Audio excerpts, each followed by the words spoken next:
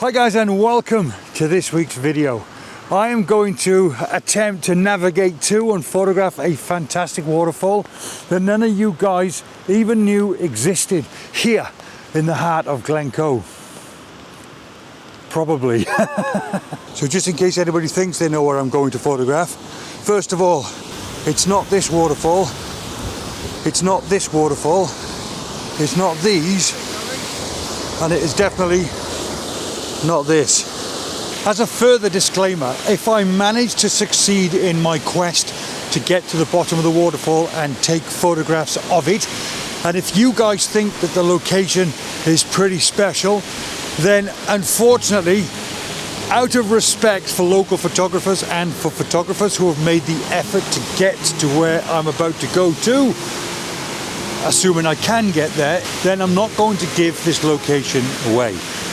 But for anybody who photographs Glencoe regularly, or if you know the area well, just check out the B-roll. Another rainy afternoon, I don't know what I'm to do.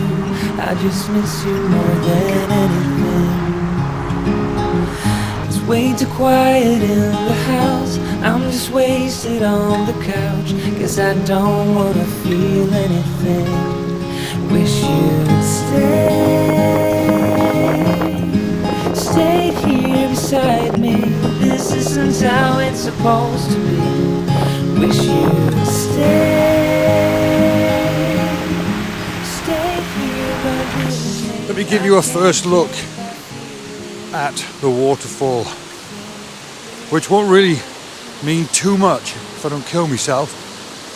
Behind me here, you'll see the drop off, which is the top of the waterfall. And this is where it becomes really, really tricky, because apart from the fact that it's all icy at the moment, there are a couple of areas where you can photograph looking down on to the waterfall. But really, my challenge, or the challenge I've set myself today, is to find a way down and photograph this incredible waterfall aiming up. And it's no easy feat, none at all.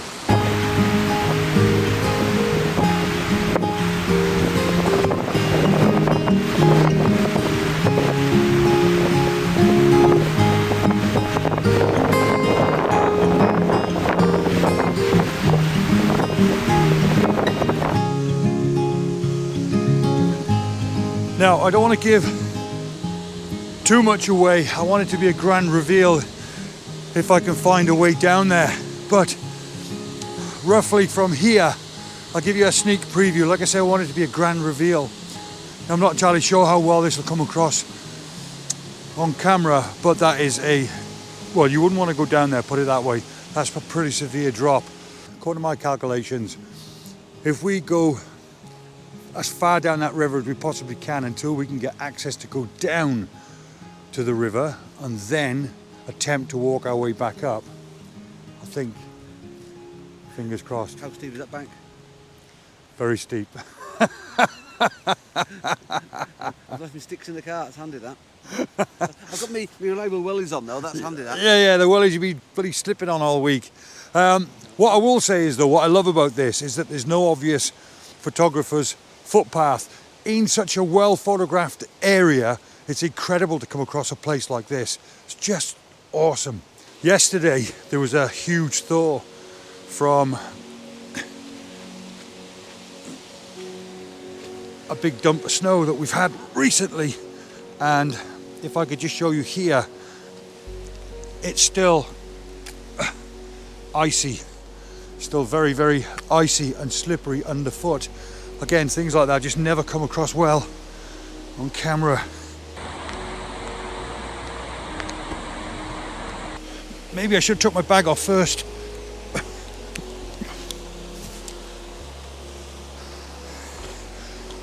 Oh, that water's deep, Tony.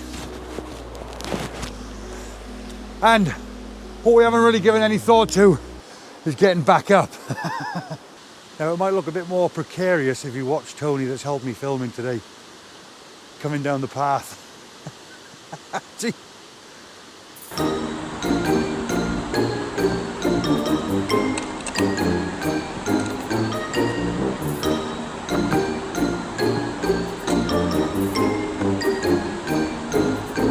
Right, we're down. Let me just get to a position where I can just show you where I am. Oh Jesus, because this water is ridiculously deep and very, very slippery. Right, okay, this is my view from here. How cool is that? Look at that there. And that down there is awesome. But I now have to try and navigate across this deep water's edge. But I've got to get to the other side because it's the only way I can see to get up to the bottom of the waterfall. I know what you lot are thinking already. This better be bloody worth it. Well, trust me, I'm thinking exactly the same thing. Exactly the same thing. Right, okay.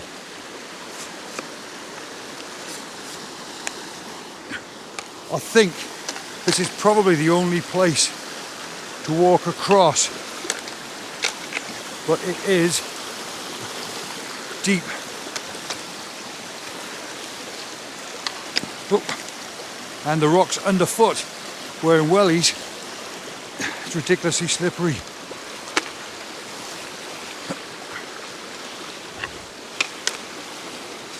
Yeah, yeah. Whew. Tony, if you're falling, keep hold of that bloody camera.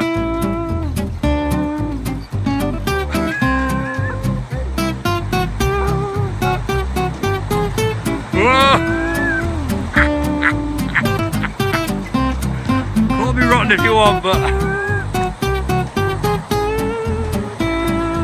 in between the rocks, Tony. It's not too deep to go over your wellies.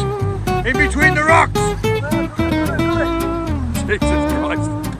So now, the last of my calculations, if I've got that right, we should be able to see or get access to the bottom of the waterfall. Because from over the other side, as you look up, it's slightly shallower on the left-hand side. And I think that we can, it's going to be slippery, but it's not going to be life-threatening or anything. We're just going to walk up. And as long as we stick to the left-hand side where we possibly can, we should be home and dry. Right, here's the first challenge. That's too deep to walk through, so we've got to try and clamber over these rocks.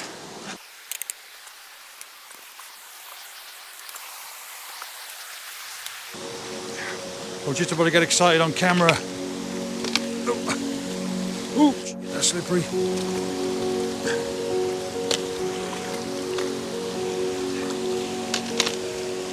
Oh, it's deep. That's deep, deep, deep, deep, deep, deep, deep. Oh. Oh, it's slippery.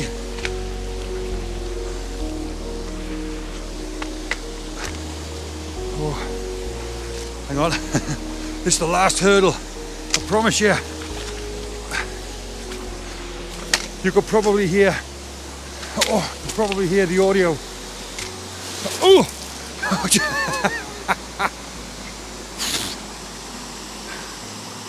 Wow, it looks pretty spectacular from here, I must admit.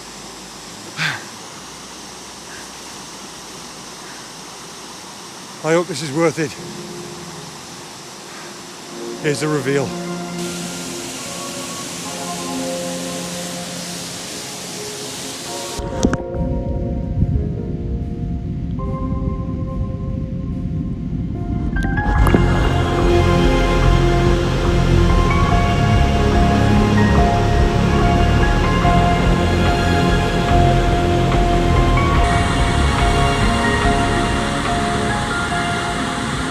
Pretty impressive, isn't it?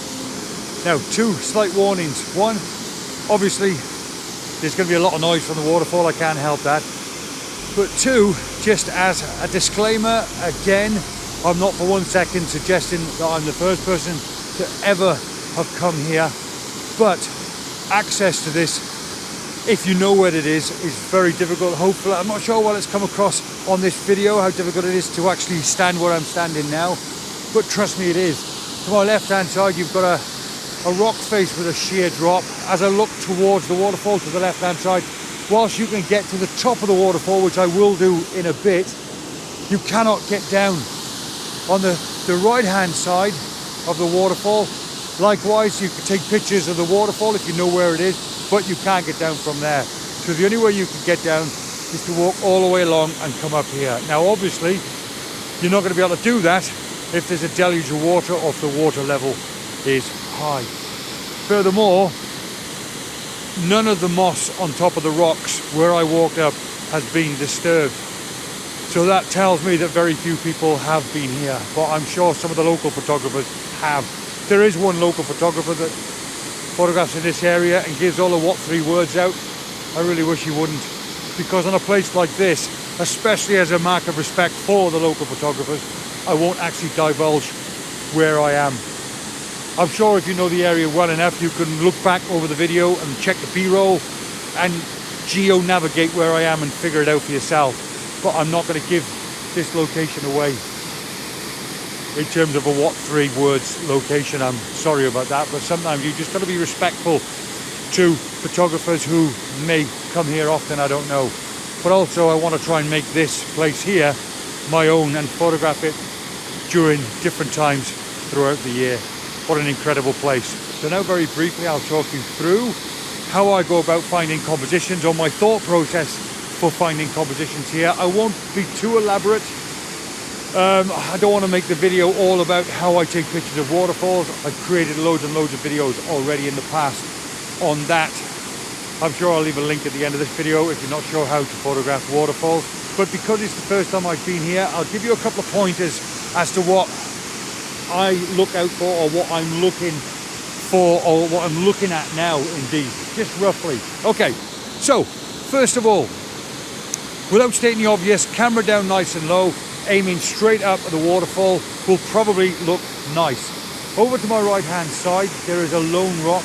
I could probably isolate that and use that as foreground interest, shooting up at the waterfall. And across the other side of the waterfall, if I can get over there, I don't know that yet, but if I can, I spotted an eddy with a lot of white foam doing a big circle, so I could use that as foreground interest as well. On a 2-minute exposure or a minute exposure, that swirl will just be a really interesting circle that I can use as foreground interest. So in theory, 1, 2 and 3, that's all I'm looking at the moment. Right, okay, let's get the old Z8 out. Nice and wide angle lens on there, 40 to 30 mil. I think it's going to be very important to utilize a polarizer as well. And because I will be photographing some of this sky, my 0.9 soft grad to reduce some of that light down in the sky. I just throw you guys in camera just to talk you through my first composition. After that, I'm going to have to get a move on and just grab what I can. Right, so first shot, nice and low perspective, looking straight up at the waterfall. Couple of problems here, it's raining and also there's quite a bit of spray coming off that waterfall. I'm at f11, ISO as low as I can get it, and it's a 2.5 second exposure. The polarizer really comes into its own here, look at that. I'm just going to darken that right down to give me a lovely contrast between the black water surface and the white water cascading down those waterfalls. There, that looks terrific. So that's shot number 1 in the bag. I love that, that's really nice. Now once I've grabbed this shot, that's at 30 mil, I'm then going to come a bit further back, aim my camera up, something like that.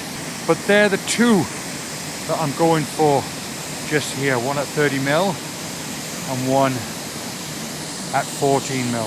Next I want to try and navigate myself around the outside of this water to utilize the white foam currently circling in the eddy to my left hand side as I'm looking out now.